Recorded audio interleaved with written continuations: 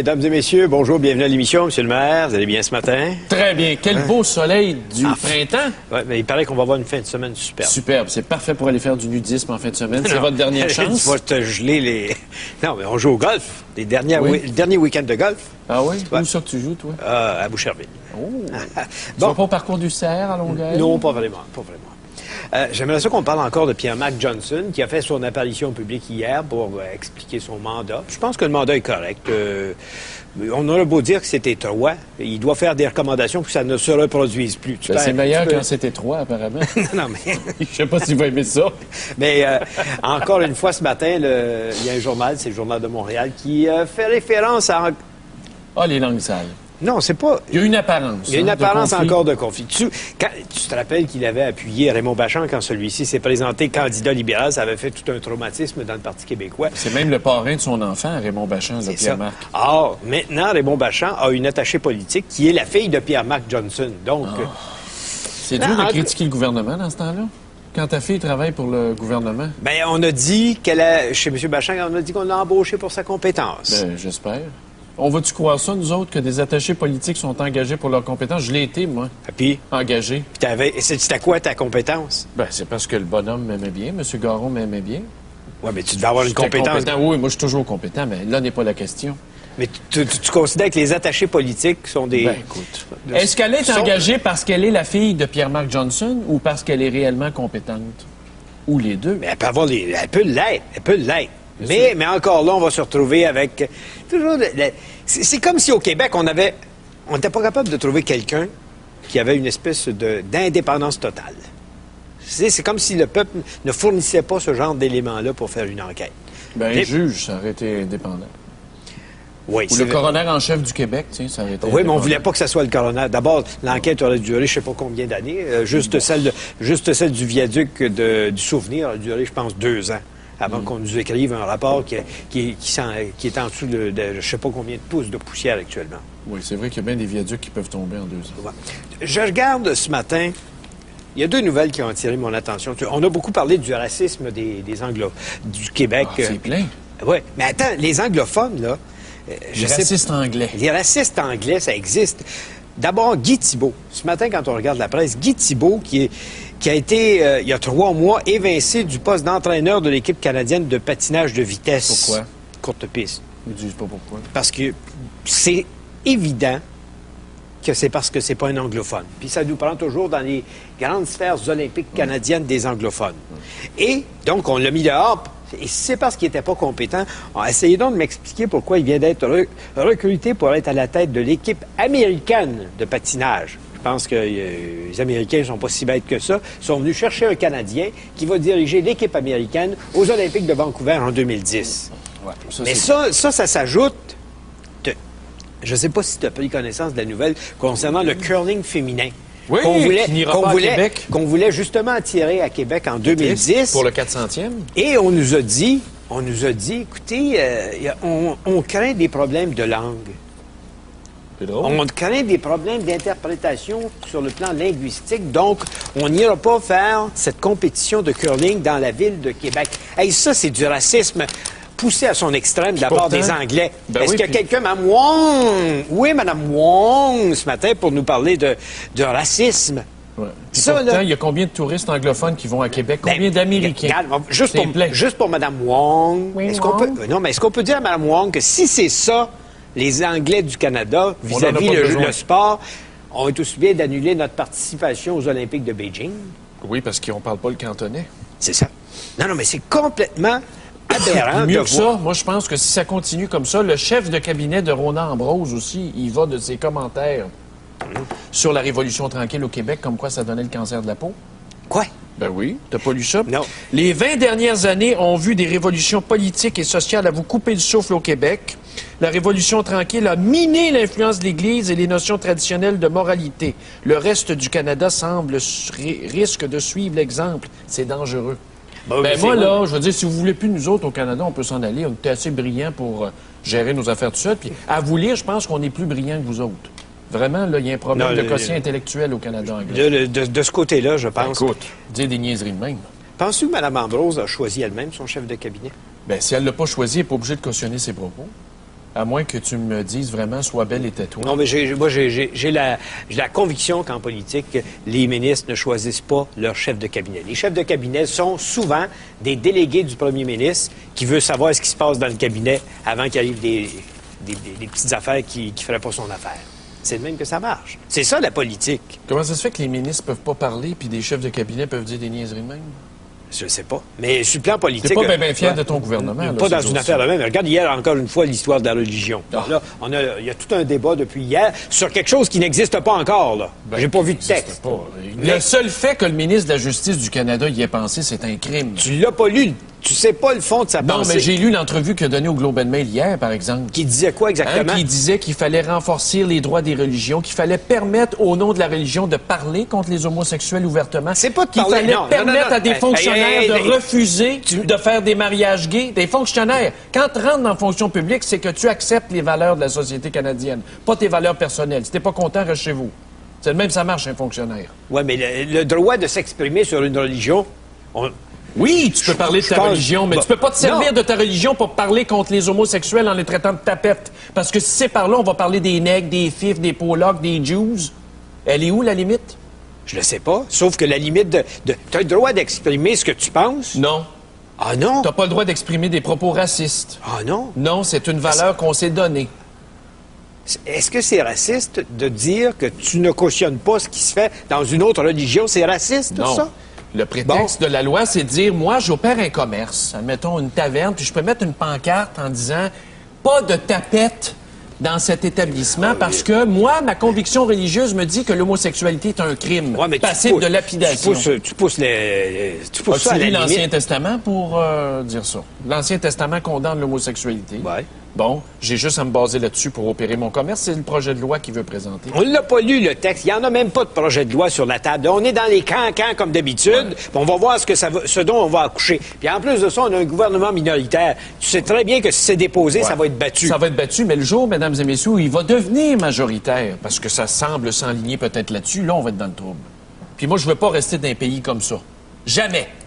Jamais je vais faire comme Myriam Bédard. Moi, je m'en vais réfugié politique aux États-Unis. On va rouler sur la 15 avec nos boîtes. Non, mais avant de parler, on va en parler de Myriam Bédard.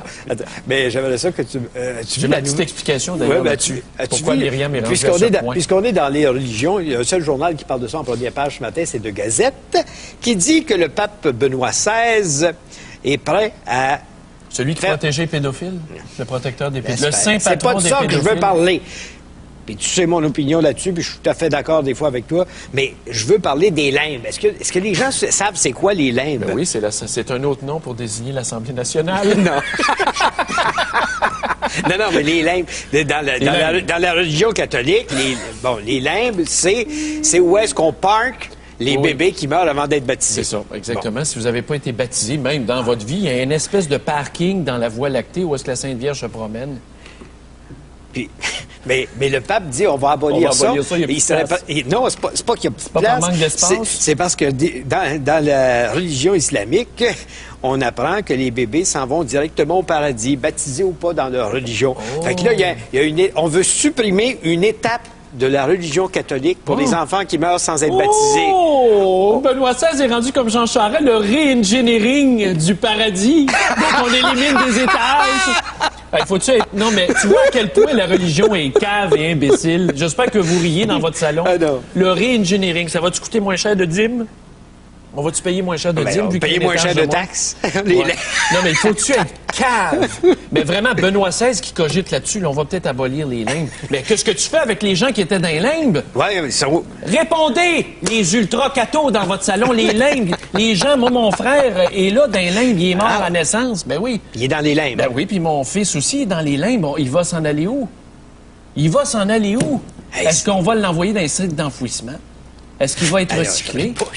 La Sainte Vierge, j'ai ouvert une canne de verre en te parlant de ça. Ça se peut pas être cave comme ça à ce point-là. Vive la religion catholique. Connaissant ton affinité pour le magasinage, j'aimerais ça te parler aussi de ce sondage qui a été fait par le Conseil québécois du commerce de détail. Oui, qu'est-ce qu'ils disent? Les 1007 personnes qui ont été sondées disent qu'elles aiment magasiner, elles favorisent Walmart. Walmart, si les gens vont chez Walmart, malgré tout, ce qu'on en dit, c'est qu'ils aiment vraiment le magasin. Voilà une déclaration qui a été faite. T'sais. Alors, ils ont sondé quand même les Québécois comme il faut. C'est pas surprenant. C'est pas surprenant? Ben non, les usines ferment, puis vive Comment la les Chine. usines ferment? Vive la Chine. Sais-tu quoi? Moi, quand je vais chez Walmart, là, j'achète plus de regardes pas les produits. étiquettes? Non, j'achète plus de produits fabriqués ici que Oui? je peux en acheter ailleurs. Ah, ben, celle-là. Mais à meilleur prix. Mais à meilleur prix. Ah oui? À meilleur prix Bon, que je l'achète raconte-moi ça. ailleurs. Quand est-ce que tu es allé chez Walmart la dernière fois? Il y a à peu près 10 jours. 10 jours. Où? Oui. Lequel? Je pense que c'est à Saint-Bruno. Saint-Bruno. Oui. Bon, qu'est-ce que tu as acheté? Je commencerai pas à te faire mon panier d'épicerie, là. Non, mais raconte-moi. Non, j'ai pas à te raconter ça, mais québécois. je fais juste te dire qu'il y a des produits québécois. C'est vrai. Des produits alimentaires québécois, c'est plein. Oui, oui, il y en a. Bon. Il y en a. Et ils mais- sont moins chers qu'à l'épicerie. Ouf, ça dépend quoi. De 20 des fois. Oui. Ouais. Moi, j'ai arrêté d'y aller il y a 2 ans. Ben, c'est ça. Ben, Mais alors, tu es c'est d'accord ça. avec moi que la majorité des produits vient de la Chine ou des pays en émergence? Ça vient de la planète. Ouais. On est planétaire maintenant. C'est tout, c'est tout. On est un peu pressé par le temps, mais j'aimerais ça prendre quelques instants pour souligner. Et là, toi, tu devras te taire, même si ce sont de bons mots que tu aurais envie de dire.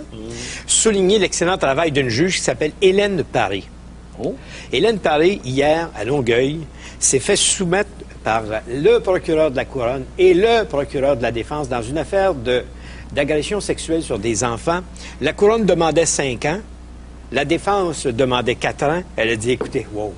Et elle a donné une sentence de 75 mois, 6 ans et 3 mois. 6 ans et 3 mois. Bravo à la juge Paré, qui fait maintenant partie de l'exception dans la magistrature, Bravo. c'est-à-dire des gens qui sont capables de se tenir debout quand on voit qu'on a abusé d'enfants, quand on voit que ce sont des individus qui sont incapables d'avoir la moindre compassion, le moindre regret pour ce qu'ils ont posé comme geste. La juge Paré dit non, non, non, non. 75 mois. Chapeau.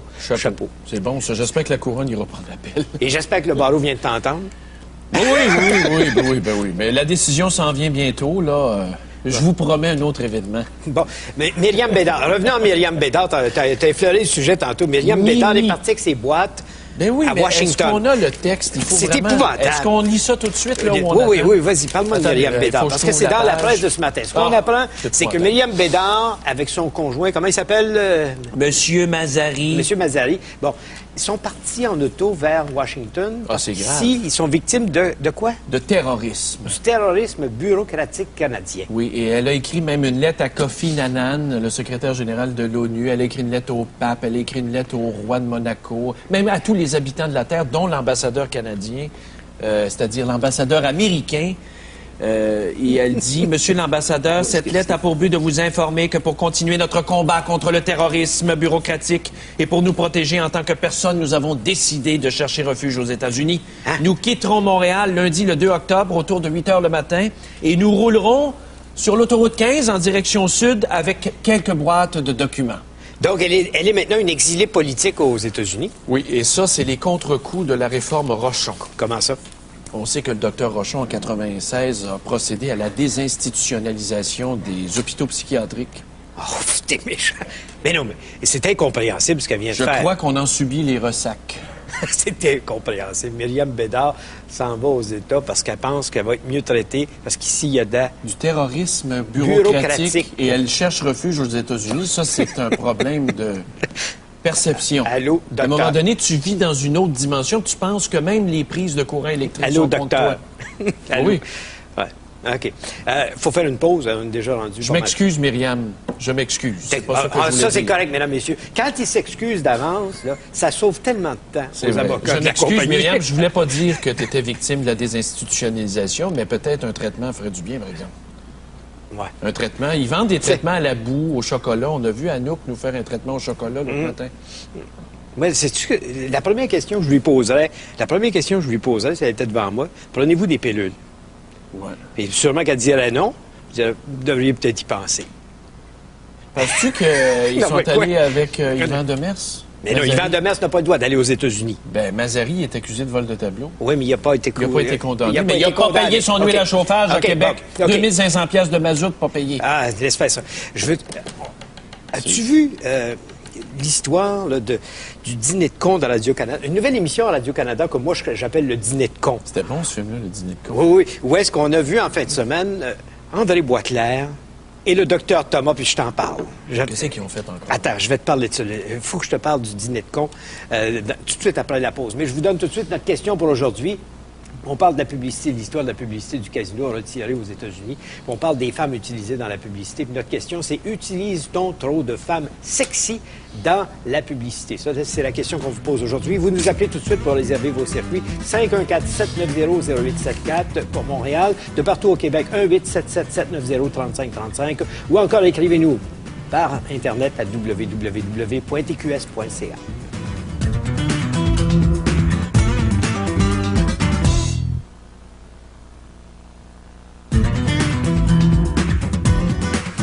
Le dîner de con. Écoute, ce matin, j'ouvre le Devoir et là, je tombe sur, évidemment, l'article de Michel David qui fait un éditorial en disant « Le retour du nouveau Charest ». Puis là, il vante ce que tu as fait ici, là. Il vante Jean Charest pour bon père de famille sa nouvelle approche. Il dit « L'approche des élections a manifestement un effet tonique sur Jean Charest. » Il dit « C'est comme les joueurs de hockey. Ils jouent mal toute la saison, mais en série de fin de saison, ils scorent, puis des fois, ils gagnent la Coupe Stanley. » Mais là, il dit, il fait référence à la nouvelle émission de la radio, de Radio-Canada, qui s'appelle je ne sais pas comment ça s'appelle. En tout cas, j'ai appelé ça un dîner de con. Et là, il y avait André Boisclair et son ami, le docteur Thomas, qui discutaient. Puis on a entendu ça samedi sur les ondes de la radio, de Radio-Canada. Et là, il dit, si le nouveau Charest est plus susceptible de plaire à l'électorat que le Charest au naturel, ce serait plutôt l'inverse dans le cas du chef péquiste, si seulement les maudits journalistes ne le forçaient pas à débiter tous ces mots creux. Et là, tu t'en vas dans la page des idées. Oui. Et tu as un économiste qui s'appelle Guy Glorieux qui écrit là-dessus et qui, là, te vilipende André Boisclair en disant ce n'est pas moi qui... Ce n'est pas que je sois brusquement converti à la pensée de Jean Charest. Il dit, c'est plutôt pour m'opposer à ce modèle indigeste que vous cherchez à nous servir sous le vocable d'un pseudo-renouvellement de la pensée du Parti québécois. Il dit, ça valait d'un repas néo-péquisme servi à la sauce people, un fast-food d'idées au ralenti. Oui, mais quand tu lis le texte, là, Guy Glorieux, c'est un séparatiste. C'est un nationaliste. Oui, c'est ça. C'est un péquiste. C'est un économiste péquiste. Ouais, déçu du leadership d'André Boisclair. Et il dit que le Parti québécois va devenir ultra-conservateur, puis mieux vaut voter pour Jean Charest, qui est plus à gauche que le PQ. Voyons donc. Il n'y a pas un épais qui va croire ça sur la planète, que le Parti libéral est plus à gauche que le PQ. Quand même, il ne faut pas charrier, Richard. Tu penses-tu que son analyse est un peu tordue? Pas sûr qu'il n'y a pas un peu de dictature des cerveaux, mais dans le Parti québécois. Oui, mais c'est un parti qui est toujours bien plus à gauche que les libéraux. La dictature, c'est à droite, ça. Dans ma tête, là. Ça dépend. Les communistes, c'était des dictateurs, puis ils étaient à gauche. Mais regarde cette phrase. Il dit, à tout prendre, je choisis le conservatisme de M. Charest, car je crois finalement qu'il a mieux compris que vous ne le ferez jamais, les véritables enjeux de notre société, de notre société au bord du Saint-Laurent. Mieux vaut un mal qu'on connaît qu'un mal encore pire qu'on n'ose pas nous annoncer. Ça, c'est une belle phrase, oui, parce que c'est sûr, avec André Boisclair, on est dans l'inconnu. Ouais, on est dans l'inconnu et on le reste avec toutes ces affaires-là. Il a beau faire des dîners à la radio. Des de dîners Radio-Canada. conviviaux. Des dîners conviviaux. Je ne me rappelle même pas du titre. Je pense que le titre de l'émission, je l'ai vu. Bon. OK, parlons maintenant de la publicité sexiste. L'autre midi, à la table d'à côté. À la table d'à côté. Ça fait longtemps. Bon, la pub sexiste, qu'est-ce que tu as encore à dire? On parlait tantôt de publicité sexiste de l'Auto-Québec aux États-Unis pour attirer les Américains. Je pense qu'on peut la voir. Est-ce qu'on peut la montrer? Puis j'aimerais ça que tu me dises qu'est-ce que tu as compris de ça. Regarde, Montréal... Play match. Play match. Bon, c'est quoi? Il n'y a rien de sexiste jusqu'à date. Et puis là, c'est quoi? Parce qu'on voit des craques de seins. C'est juste ça. C'est juste ça? Puis regarde, ils sont même pas beaux. Ça, c'est une publicité, quoi? C'est un dessin animé sur Internet? C'est un cartoon, oui. C'est un cartoon. Il y avait des spots vidéo comme ça. Et il y a aussi une pub qui a été publiée dans la revue Improper Bostonian. Nice Pair, ben oui. Non, mais attention, là. C'est parce que vous avez l'esprit tordu. Quand on présente une paire d'as, c'est vrai que c'est bon. Oui, mais... Tu pas me dire que c'est une belle paire de seins, ça, là? D'abord, qui est-ce qui s'est scandalisé de ça? Le Conseil du statut de la femme et compagnie. Du Québec? Bien, c'est parce qu'il y a un problème moral. C'est un casino d'État. Est-ce que l'État doit faire la promotion de l'utilisation de la femme objet, une paire de tétons, alors qu'on se bat pour l'équité salariale? On est plein de publicité. Mais est-ce que la publicité du gouvernement doit s'enligner là-dessus? C'est ça la vraie question. Moi, je veux dire, si on se bat pour l'équité salariale et la libération de la femme, on n'ira pas faire la promotion des paires de boules pendantes. Et tu es en train de me dire que chez ces femmes, on ne sait pas ce qui se passe à Las Vegas, à Atlantic City, autour des casinos. Le casino, c'est le sexe, la drogue et l'alcool. Bon. Et la corruption. Mais si le casino Mohawk avait fait ça, on n'en parlerait même pas un matin. C'est normal, c'est le privé. Mais dès que tu tombes dans la sphère publique, de l'immoralité, oui, mais c'est là que ça devient... Oui, mais la publicité en général, et c'est de ça qu'on va parler ce matin, la publicité en général, c'est plein de sexe partout. C'est plein. Écoute, autrefois, on disait ça pour les vendeurs d'automobiles puis les calendriers sexy dans les garages. Mais la bière, c'est devenu sexy. Les vêtements, les cahiers qu'on t'envoie, là, c'est pas le hasard qu'on voit toujours de belles femmes sexy dans des poses qui sont suggestives. Voyons donc. Pas des grosses mannequins, c'est évident, à part Walmart qui fait ça. C'est ça. Fait que, tu vois, les images que je viens de voir, qu'on a empruntées à Radio-Canada d'ailleurs... As-tu déjà vu des grosses, toi, chez Love Story? Sincèrement, des grosses obèses, là. Je suis pas péjoratif dans mes propos, mais regarde, on véhicule ça partout, même ici à TQS. Oui, mais c'est parce qu'à un moment donné, même le yogourt se vend avec des belles... Les cornflakes se vendent avec des belles femmes. C'est sûr. Penses-tu que je ferais de la pub, moi, J'ai vu une publicité de lait ce matin, du lait, je voyais ça, puis on savait pas de quoi. On savait pas avant la fin que c'était du lait qu'on voulait nous annoncer. Oui, c'est vrai, mais la fille avait son pyjama pas mal court. Ben oui, mais c'est ça. On vend tout avec de la sexualité. Oui, c'est vendeur. On va en parler avec la rédactrice en chef de Châtelaine, Mme Lise Ravary, qui est avec nous. Madame Ravary, bonjour. Bonjour. Vous allez bien? Très bien, merci. Oui. Vous pensez quoi de tout ça, de cette publicité de l'Auto-Québec, c'est-à-dire du Casino de Montréal? Bon, tout d'abord, pour ce qui est de l'Auto-Québec, vous savez, pour moi, il y a de la bonne et il y a de la mauvaise publicité. Si une publicité réussit à insulter la moitié de la population, ça ne peut pas être une bonne publicité. Ceci étant dit, je l'ai vu, j'ai vu un reportage hier soir à Radio-Canada, alors j'ai trouvé que c'était assez étrange comme nouvelle de début de téléjournal. Je ne croyais pas que ça méritait cette importance-là. Écoutez, faut pas... Oui, la sexualité vend parce que la vie vend. Je veux dire, notre pulsion sexuelle, c'est notre pulsion de vie, c'est notre pulsion de reproduction de la race. C'est sûr qu'à quelque part, ça nous attire. Vous êtes en train de nous dire qu'on achète quand on est excité sexuellement? Non, pas besoin d'être excité sexuellement. Là. Je veux dire, à moins que les gars soient pas capables de se contrôler, là. C'est pas parce qu'on voit une bande dessinée avec une craque qu'on perd les pédales. En tout cas, j'espère. Parce que sinon, ça donnerait raison au Caliban. Non, mais quand j'avais 7-8 ans, moi, je faisais du millage là-dessus. Ouais, 7-8 ans, c'est un peu normal. L'important, c'est de ne pas avoir 7-8 ans trop longtemps.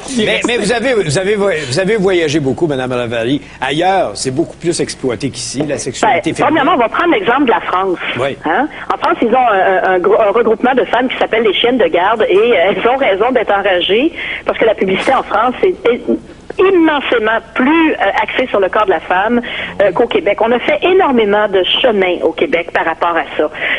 Oui, qu'une belle femme vende, je peux comprendre, mais si j'ouvre un magazine qui s'adresse aux hommes et qu'on veut lui vendre une autre colonne, quand on met David Beckham, c'est pas vraiment une coïncidence, vous trouvez pas? Non, on le met pas trop habillé aussi.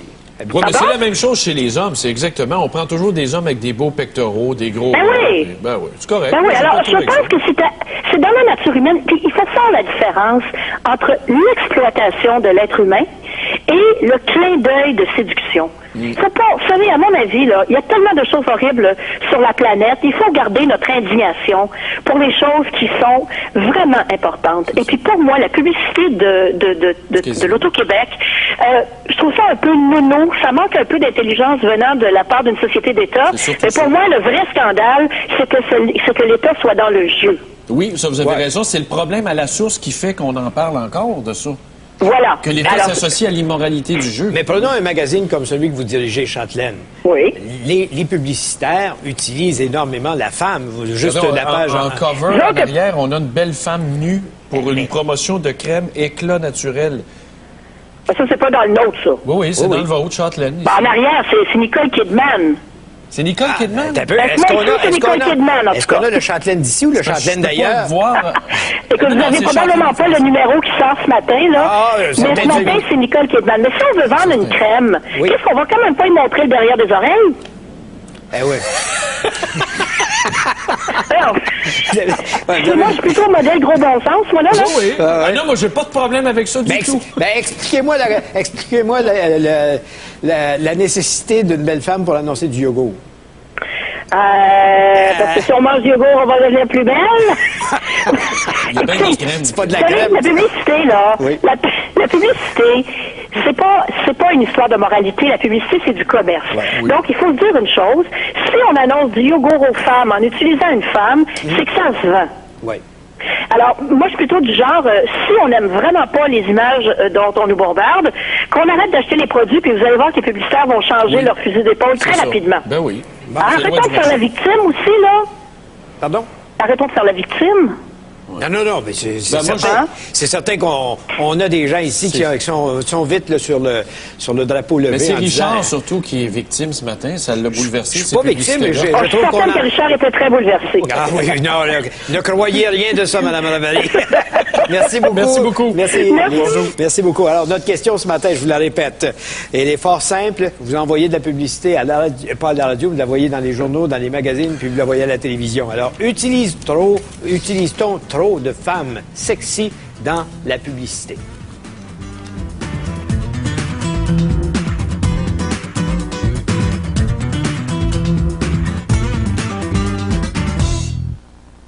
Capable de trouver quelqu'un qui avait une espèce d'indépendance totale. C'est comme si le peuple ne fournissait pas ce genre d'éléments-là pour faire une enquête. Ben, un juge, ça aurait été indépendant. Oui, Ou le coroner en chef du Québec, tu sais, ça aurait été Oui, mais on indépendant. voulait pas que ça soit le coroner. D'abord, l'enquête aurait duré je sais pas combien d'années. Juste celle du viaduc du souvenir a duré, je pense, 2 ans avant qu'on nous écrive un rapport qui est en dessous de je sais pas combien de pouces de poussière actuellement. Oui, c'est vrai qu'il y a bien des viaducs qui peuvent tomber en 2 ans. Ouais. Je regarde ce matin, il y a 2 nouvelles qui ont attiré mon attention. On a beaucoup parlé du racisme des Anglo, du Québec. Ah, c'est plein. Oui, mais attends, les anglophones, là... Les racistes anglais. Les racistes anglais, ça existe.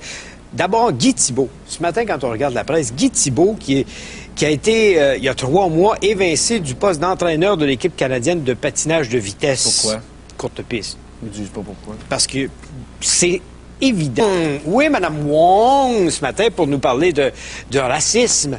Ouais. Puis Ça, pourtant, là- il y a combien de touristes anglophones qui vont à Québec? Combien Ben, d'Américains? regarde, juste C'est plein. pour Mme Wong. Oui, est-ce qu'on peut, Wong. non, mais est-ce qu'on peut dire à Mme Wong que si c'est ça, les Anglais du Canada, vis-à-vis en a pas besoin. le sport, on est aussi bien d'annuler notre participation aux Olympiques de Beijing? Oui, parce qu'on ne parle pas le cantonais. C'est ça. Non, mais c'est complètement aberrant Mieux de que voir. ça, moi, je pense que si ça continue comme ça, le chef de cabinet de Ronan Ambrose aussi, il va de ses commentaires sur la Révolution tranquille au Québec, comme quoi ça donnait le cancer de la peau. Quoi? Ben oui. T'as pas lu ça? Non. Les 20 dernières années ont vu des révolutions politiques et sociales à vous couper le souffle au Québec. La Révolution tranquille a miné l'influence de l'Église et les notions traditionnelles de moralité. Le reste du Canada risque de suivre l'exemple. C'est dangereux. Ben, Ben c'est moi, vrai. là, je veux dire, si vous voulez plus nous autres au Canada, on peut s'en aller. On était assez brillants pour gérer nos affaires tout seul. Hein? Que c'est parce que c'est pas un anglophone. Puis ça nous prend toujours dans les grandes sphères olympiques canadiennes des anglophones. Et donc, on l'a mis dehors. Et si c'est parce qu'il n'était pas compétent, essayez donc de m'expliquer pourquoi il vient d'être recruté pour être à la tête de l'équipe américaine de patinage. Je pense que les Américains ne sont pas si bêtes que ça. Ils sont venus chercher un Canadien qui va diriger l'équipe américaine aux Olympiques de Vancouver en 2010. Ouais, Mais ça s'ajoute. Je ne sais pas si tu as pris connaissance de la nouvelle concernant le curling féminin. Oui, qui n'ira pas à Québec. Qu'on voulait justement attirer à Québec en 2010. Pour le 400e. Et on nous a dit, écoutez, on craint des problèmes de langue. C'est drôle. On craint des problèmes d'interprétation sur le plan linguistique, donc on n'ira pas faire cette compétition de curling dans la ville de Québec. Hey, ça, c'est du racisme poussé à son extrême de la part pourtant, des Anglais. ben Est-ce oui, qu'il y a puis- quelqu'un, Mme Wong?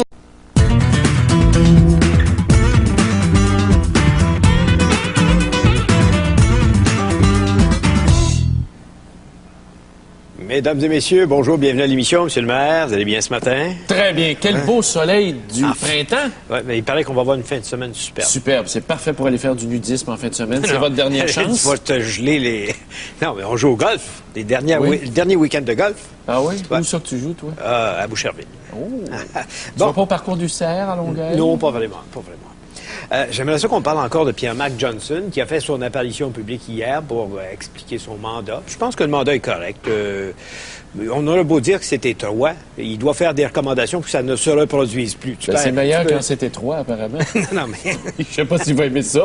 Mais encore une fois, ce matin, il y a un journal, c'est le Journal de Montréal, qui fait référence à... Ah, les langues sales. Non, c'est pas... Il y a une apparence. Il y a une apparence de encore de conflit. Tu te rappelles qu'il avait appuyé Raymond Bachand quand celui-ci s'est présenté candidat libéral. Ça avait fait tout un traumatisme dans le Parti québécois. C'est même le parrain de son enfant, Raymond Bachand, de Pierre-Marc. Or, maintenant, Raymond Bachand a une attachée politique qui est la fille de Pierre-Marc Johnson. Donc... C'est dur de critiquer le gouvernement dans ce temps-là? Quand ta fille travaille pour le gouvernement? Bien, on a dit chez M. Bachand, on a dit qu'on l'a embauché pour sa compétence. Bien, j'espère. On va-tu croire ça, nous autres, que des attachés politiques sont engagés pour leurs compétences? Je l'ai été, moi. Et puis? Engagé. Puis c'était quoi ta compétence? Ben, c'est parce que le bonhomme m'aimait bien, M. Garon m'aimait bien. Oui, mais tu devais avoir une compétence. Oui, moi, je suis toujours compétent, mais là n'est pas la question. Mais tu considères que les attachés politiques sont des... Ben, écoute. Est-ce qu'elle est engagée parce qu'elle est la fille de Pierre-Marc Johnson ou parce qu'elle est réellement compétente? Ou les deux? Mais elle peut l'être. Elle peut l'être. Mais encore là, on va se retrouver avec toujours... C'est comme si au Québec, on n'était pas